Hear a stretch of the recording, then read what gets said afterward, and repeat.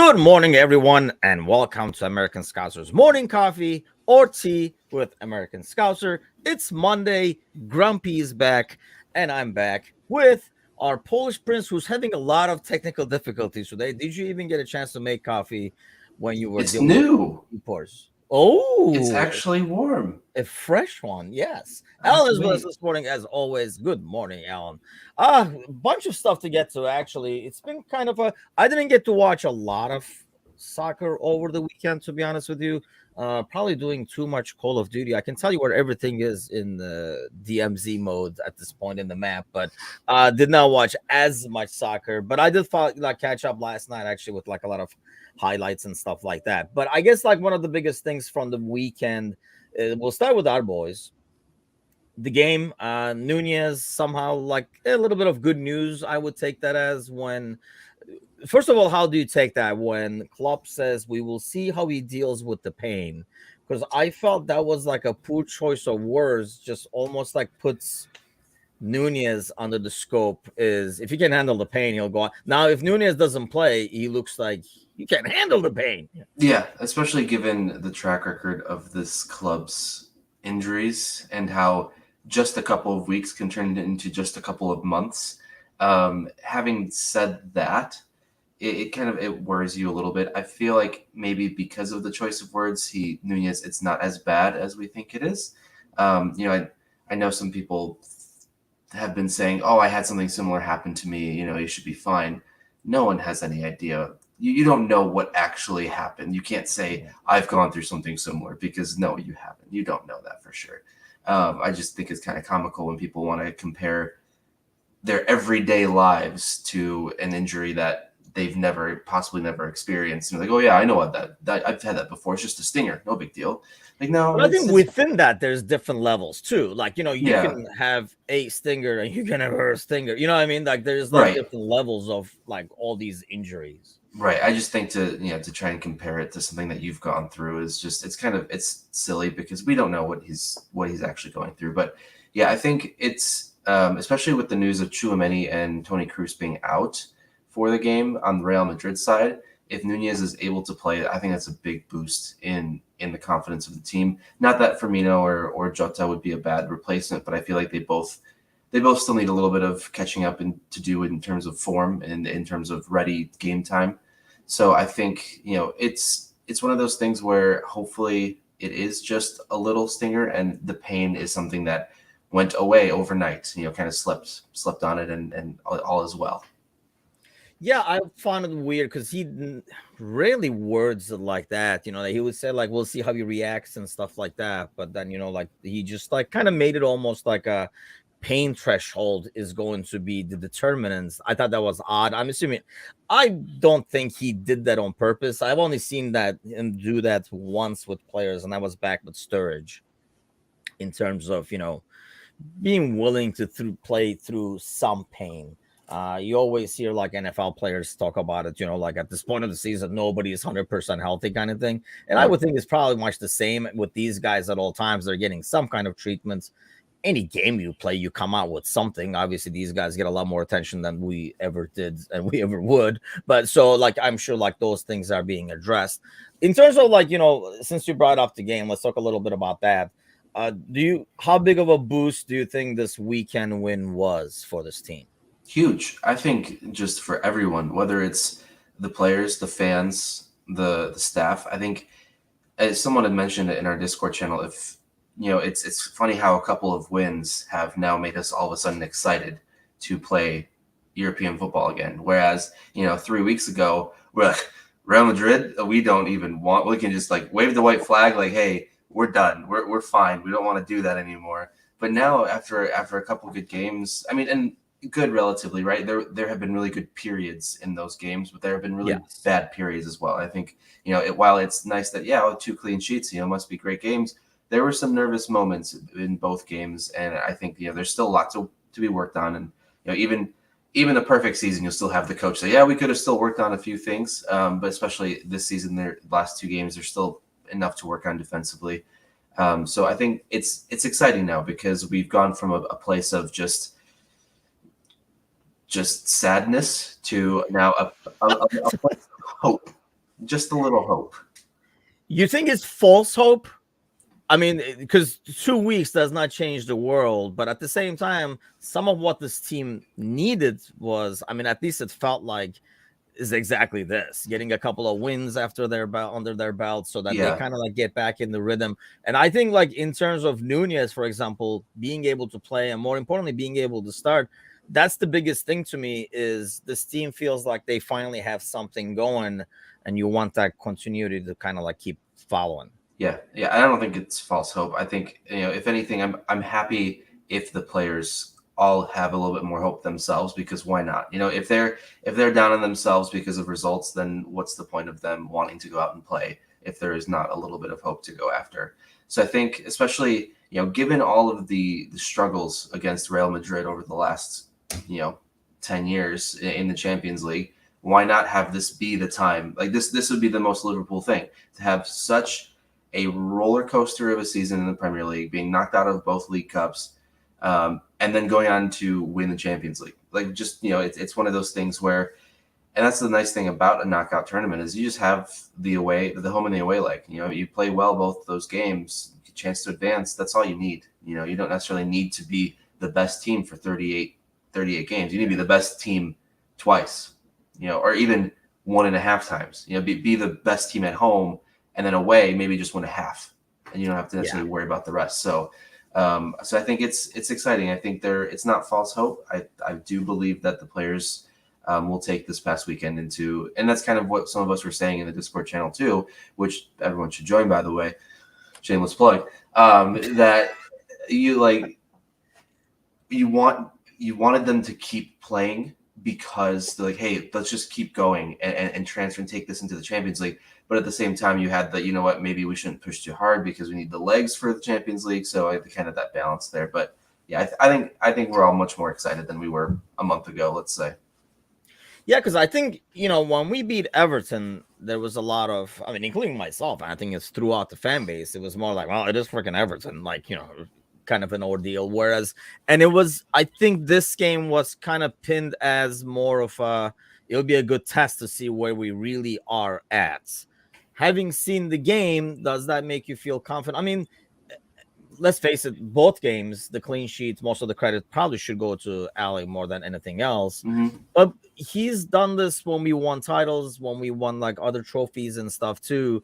Every game, if you go back, even the games that look like we won comfortably at home or away, there's usually somewhere in the beginning a crucial alley save that keeps the game at 0-0, and then the team builds on it. So that's nothing new. Absolutely. But in terms of like what else, like everything else you saw from this game, does that, I mean, what did you like seeing? What did you not like seeing?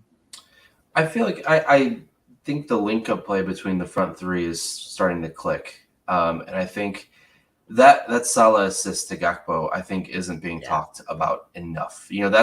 That's shades of Mane to Salah against United.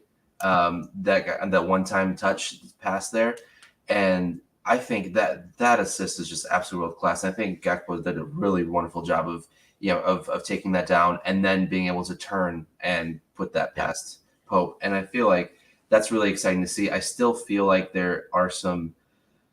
They all kind of want to wander into the same position. They still kind of all kind of gravitate towards the same spot, and that's going to happen, especially when you have three guys who, they could possibly play across the front. You could maybe not Mo on the left hand side, but you could see all three of those guys potentially doing a shift all across that front line. So they kind of all have the ability to do that. And I think we find them kind of going in on each other like that.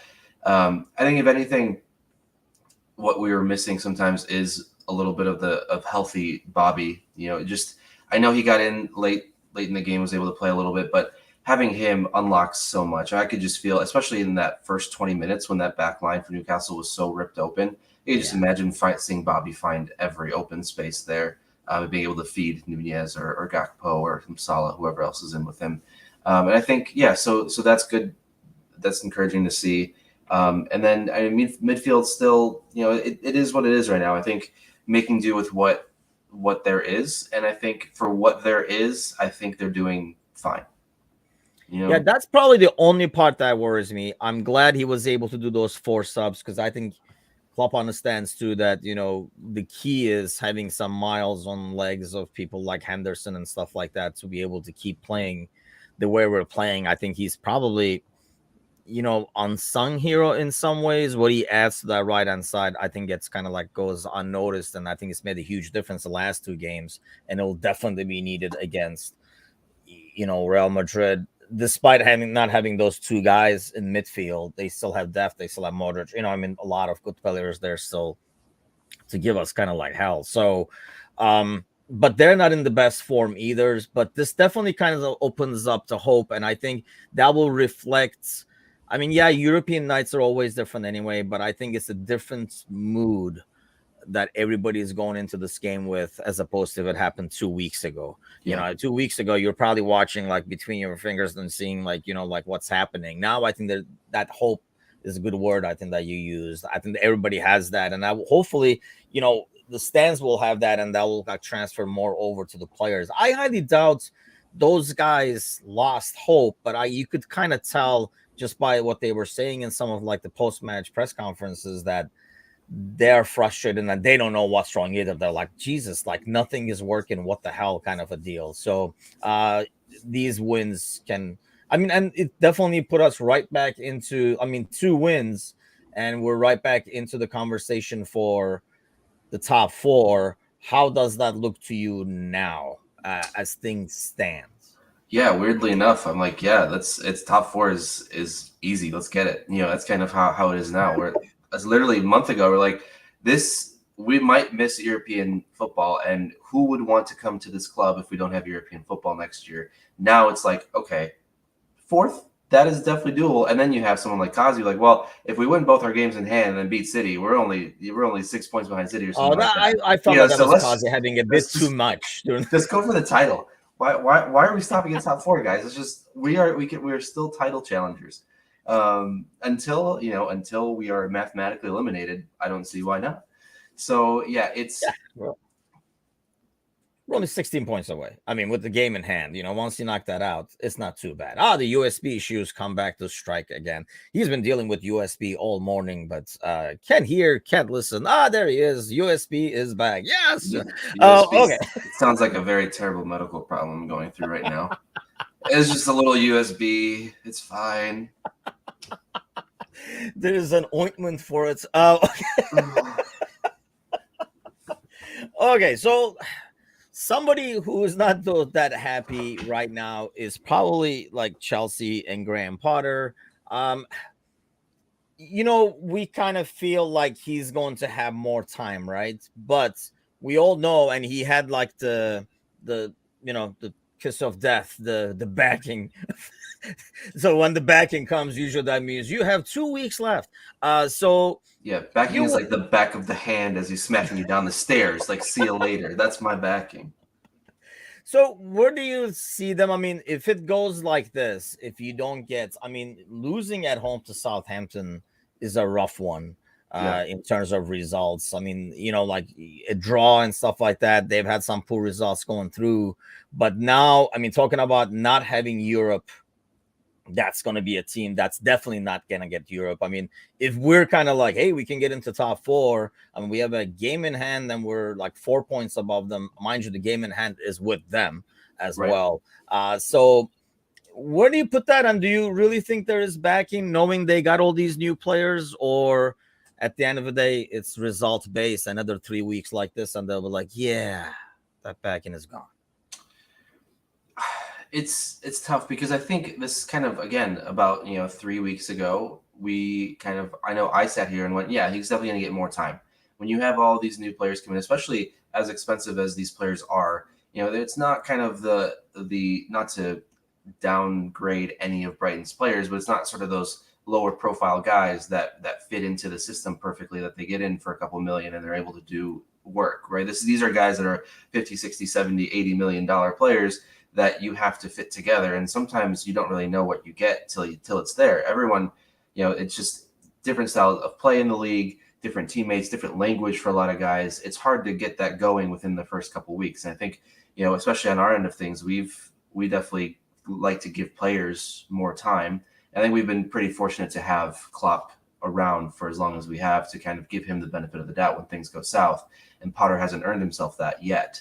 So that's why I think, I think he might have just taken on too big of a job too early.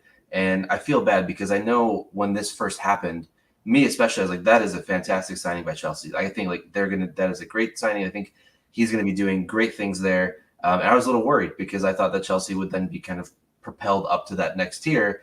But then now seeing all of this, it's really surprising. And I think maybe part of it is just the influx of the money and the influx of the amount of players. And there's a YouTube channel that I sometimes watch, and there's a big Chelsea supporter on there. And he was just talking about how, he would be fine with Potter being let go. He's just said Potter is not a Chelsea manager. He's saying that they need like a Zidane type. They need an Ancelotti type. They need someone who has the profile of a big manager and not a mid-table club profile, so to speak. Did they also, almost make it that way? Like you bring Potter in, and then you had, Chelsea has a wealth of like young, good players that he would have probably given time, be able to work into his system and kind of say, hey, this is what we're doing. But then almost make it a non-Potter team by spending a fortune and bringing some high dollar guys in. And he was Right. like, oh, I thought I was going to work with these guys. Who's this guy? Who's that guy? And well, these guys almost have to play with the price tag they're coming in. So it changes the equation. Have they made it a non-Potter team by doing that and made it a Zidane team? They definitely could. I mean, who knows how much input Potter had on these guys that came in? These could have been targets that, Bowley came in and had his team going, hey, these are the guys that we like, and at that point, Potter wasn't there. And then, but they're like, you know what? Let's just keep going for all those guys because you said you liked them in the, Bowley's maybe thinking, if you said that this was a good player then, why wouldn't this be a good player now? Not taking into consideration the manager and how that can affect things and how that can change things. I think, especially coming from a big baseball background, I feel like, and obviously I'm not going to pretend to be the biggest. We're going to talk about baseball a lot longer than we ever should here. I apologize. Yeah. I don't want to pretend that I'm a big baseball fan, but I would like to say that I don't think the manager necessarily makes as much of an impact in baseball as they do in football. I just think the players almost play themselves in a way. But so I think maybe like in his head, he's thinking, the Dodgers, I have all these amazing players that always play well together. I just buy them the best players and they're good. Why doesn't that also work here? Why can't I buy all the best players and spend the most money and make it work? Why isn't that working? And so I think maybe that's a part of it, is that he just doesn't really understand that side of things. And I know I read somewhere that club sources, whatever the club sources might be, have said that their top managers don't like to take new jobs mid-season. And I'm like, isn't that what Potter did? Like, is that a slight little burn to your manager now? And, he took a new job mid-season, and that's kind of rough to hear if, depending on who that came from, if he sits there and goes, well, I was a top manager that changed mid-season. Why, what's wrong with that? I don't know. Yeah, not to talk about baseball more than we should, but yeah, it does seem, as a sport, it's a lot more 1v1 instances rather than, like team versus team, which is why it's a shitty sport. But but let's get to, with the Graham Potter thing, I think, yes, first of all, you're saying, yeah, is he not if you're Graham Potter and you had the opportunity to come up for Chelsea, yeah, you're going to take it. You're probably not going to be like, I don't know, it is January. You're going to be like, yep, sure, whatever. Because, there are only so many of those jobs and you don't know how often they're going to come. How many coaches have we seen and managers have we seen where they're like, oh, he's going places one season and the next season his team has a shit year. And then you're like, well, maybe he's not going anywhere. And then those opportunities, all those doors close. So you got to almost, when you see the crack in the door, you got to like slam it open and run in. And I think that's what he's done. But at the same time, he's probably the manager who's never had this before either. They were like, hey, you want Enzo? He's 120. They're like, oh, you serious? Yeah, sure. Yeah. Why not? Yeah. And they're like, and we also bought this guy. It's like, so he's not a guy that's used to, like I say, if he has Potter, hey, would you like him? Yeah, who wouldn't? but then it becomes a different kind of managing. It becomes more man managing. I think, going back to baseball, I think that's a lot of that's being done is, clubhouse managing, like keeping the team together, focused and stuff like that. Everybody kind of like contributing. I think it becomes kind of like the same thing. It's a bit harder when you have so many, like, I don't know, man, but this is a lot of baseball references. But like you hire a guy who's like a big money guy. He's always freaking batting like freaking like third or cleanup or whatever, like whatever his role is, he's slotted into there. Yeah. Whereas here you don't always get slotted in, and you can only have so many freaking wingers. So if you spend all this money on wingers, you can only play like there's only 2 goddamn wings, so you can only like placing acts and keeping everybody. I mean, to me, and let me ask you this: I think the most shocking thing I find is Ziyech constantly starting on this team where he was actually gone. So if he was expandable, and this is where like the whole like how much is Potter involved thing comes into play. If he was so expandable that you guys were getting rid of him, then obviously like he was not in the plans. Yeah. Then why is he starting all the time if it was not ordered? I thought it was like a consolation prize the first week, but then he started in the Champions League and stuff like that. That almost says that Potter is not that involved. Yeah, I mean, maybe Potter's just a yes man, and that's what they like, is that he'll just do whatever he's told to do. And Tuchel wasn't a yes man. Tuchel was quite the opposite. I mean, he was very expressive, right? He was very emotional, not in a bad way, right? It's good to have that sort of fire in you, but he wasn't necessarily their man. He was too much of a character, some might say. So I think maybe it is just coming down and Potter just doing what he's being told to do, because someone like Ziyech, who was minutes away from going to PSG, who was, in quotes, absolutely devastated that he couldn't make the move, and to find him playing every single game, it's like, well, how is the rest of the team feeling then? And I think part of then, and then you kind of, that starts to affect the rest of the team. And like, if this guy who clearly didn't even want to be here and who was gone, who like for better, like we had no idea if he was going to come back, he was gone. How is he playing over some of us that, have been here, who want to play, who want to make the difference? And that could have an effect on the rest of the team too. So it's weird all around. I don't feel like he really has until the rest of the year, like they've been saying, or the next couple of years they've even been saying.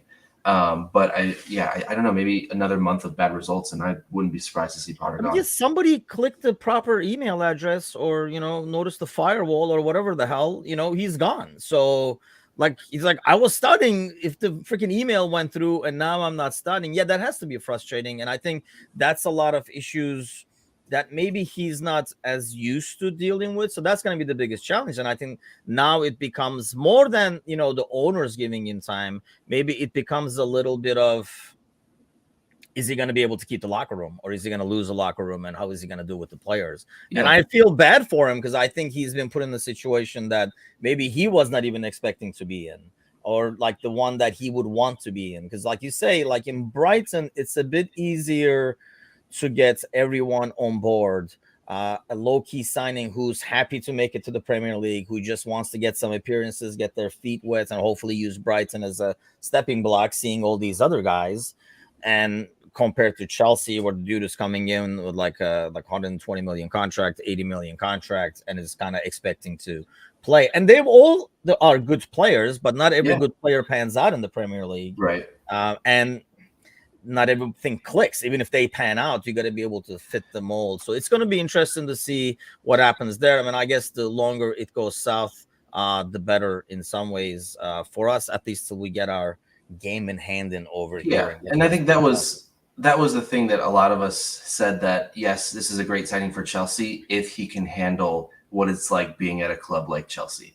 I think that was what we always came back to, is can he handle the characters, the personalities, the fans, the ownership? Like, can he maintain his cool and handle the pressure of all that? I think that was the one thing that we almost all agreed on, was if he can do a good job with these players and be able to be the good manager he is, he'll do great. But as soon as he starts slipping, can he get his balance back, sort of, Yeah, I saw a response to him like, "Hey, mate," in the press conference. They were asking him if he ever gets angry or something like that, and because like I say, like the media is trying to get a reaction out of him. They do the same thing with Klopp. I mean, heck, they do the same with like every manager because that makes the biggest news, the biggest side bite, Yeah. sound bite and stuff like that. So, yeah, it's going to be interesting to see. I do like him as a manager. I really loved how they played. So, hey, the more the better. Yeah. What you got there? So it came across this morning. Someone had posted it. I don't think it necessarily needs a lot of our time, but it was Liverpool related and kind of globally related in a way. There's a tweet saying, talking about sustainability in football and how recently. Oh, I'm sorry. This is the one. There we go. So let's kind of zoom in here. So last night, after beating Newcastle, Liverpool took a 33-minute flight home rather than taking the train or the bus or whatever the case might be. And I know, like, it's one of those things where sustainability gets talked about a lot these days. And I feel like this is one of those moments where maybe there's just not much else to talk about, and it had to be brought up because there's a lot of teams that are going to use planes all the time, and part of it, I think, what Liverpool said, that they said, well, yeah, we have a short turnaround to Real Madrid. We wanted our guys to get back as soon as possible, get rested up. So the 3.5 hour train versus the 33 minutes, kind of, or 2.5 hour, whatever it was, gave our guys a couple extra hours. Yeah. And so I think, and then when you scroll down, there's someone that said Liverpool was the most sustainable club. So I feel like, maybe we deserve to take a plane every once in a while. Well, why not? But yeah, I don't know if you have any extra thoughts on this. I saw it pop up and I was like, is this just another thing that they just want to throw out there because, oh, look, Liverpool's kind of successful again. What can we do to make it not happy? Yeah, like let's find something, right? Because if they go, see, this is what I hate about, like it's so easy to do this, and that's what I hate about. This is just piece of cake. I mean, because you cannot lose as somebody taking the stance. And I don't know about this dude tweeting it. Maybe, this is his thing. He always tweets about this. So, he's just piling on. But if they take the train, right? Like, and then they play like shit against Real and they're like, oh, they were all tired and stuff like that.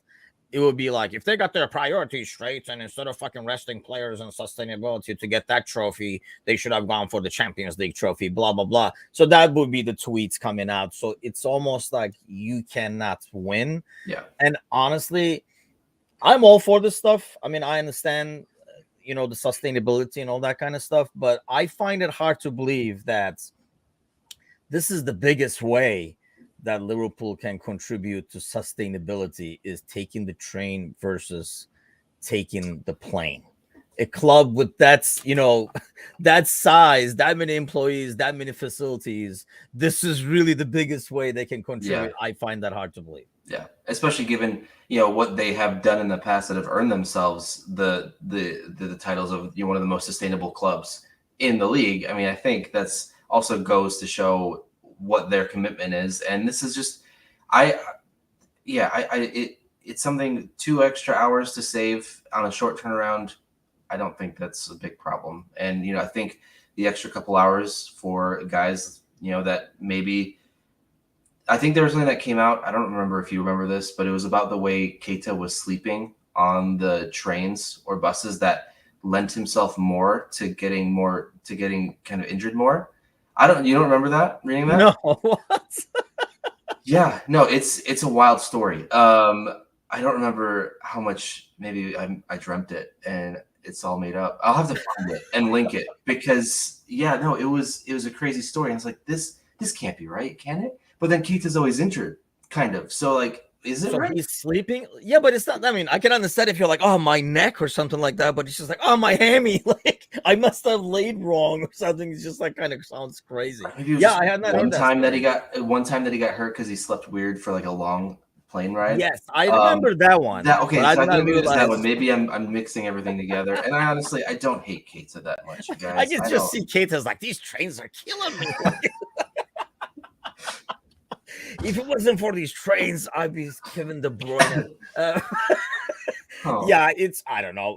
Like I say, it's like you can't win in some of these instances, because if they pick that and then they played bad, that would be get picked on. I feel like, yeah, if they won that award, which they did, if obviously they're doing a lot of things right, and you don't get the award for doing everything right and everything perfect. You basically, it's like the one that did the most, and that should speak a lot of volume by itself. And Yeah. you still have to make decisions in terms of, is it worth it, or do we just take the loss on this one?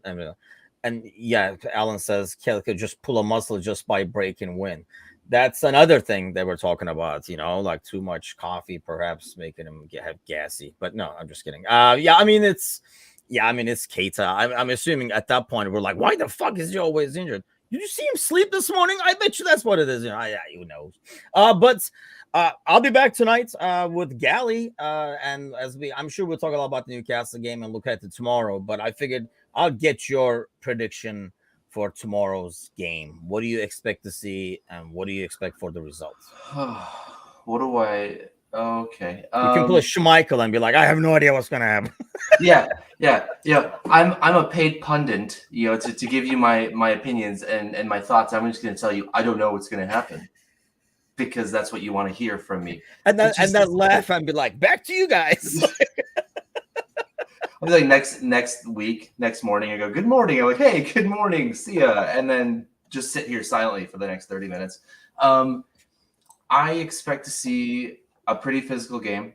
I think I expect to see a similar lineup to what we just saw, depending on what Darwin's going through. To see if Nunez can play, I believe we're going to see the same 11 that we saw against Newcastle.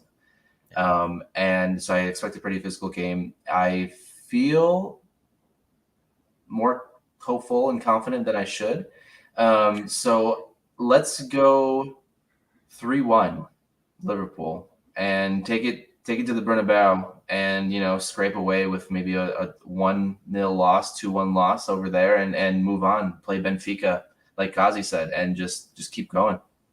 Yeah, I mean, honestly, like as you look, you can see like through matchups, it kind of like an easy route to the final, really, because you're eliminating one of the big boys right now. And I mean, I only see like maybe like Bayern, City. There was one other matchup that I was like, that's a tricky one if they come out. But the other ones, you're like, yeah, bring it on, is kind of like what you would feel. Or, this down the road, you're going to have like teams from the Premier League who you feel like, yeah, we will match up well. So I think, yeah, it's huge. And maybe we are way too hopeful. I think it's going to come to the first goal again. I mean, the biggest thing over these last two games has been we've gotten the first goal. I mean, yes, in some ways, it's been mostly thanks to Ali saving our ass so that we do get the first goal and not concede that.